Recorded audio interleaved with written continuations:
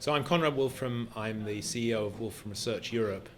But actually why I'm here is I'm also the founder of computerbasedmath.org, our mission to fundamentally change math education around the world and make it computer-based. And the reason for doing that is to match it with the real-world subject. Right now, maths has got completely disconnected from what actually happens with maths in the real world, where you compute things with a computer and you problem solve using the system of maths. We need to apply that in education, and if we don't, maths will continue to be a failure, which it is at the moment. Not teachers' faults, not the fault of the students either. It's the fault of the wrong subject trying to catch up with the outside world.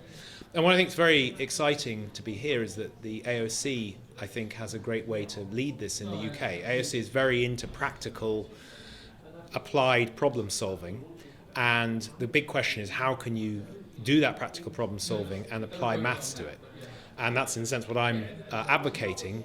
You need computers to do that in many cases, because most subjects, in fact, that can be, where maths can be applied, really require the crunching of computers to be able to do it properly.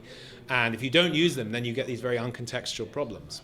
So I think the AOC has the flexibility, the vision of changing assessment, and some students who perhaps were very much put off maths. So it's a good sort of test bed to move that forward. And I'd love the UK, all of the areas of the UK, traditional schooling and higher assessment and higher education, to be very much enrolled in this. And I think they will be in due course. But I think AOC could do practical good things first.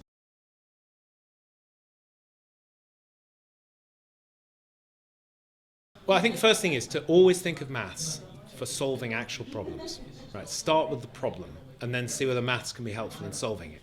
I think coding and maths fit very nicely together. Coding in the sense of the way you write down maths in the modern world.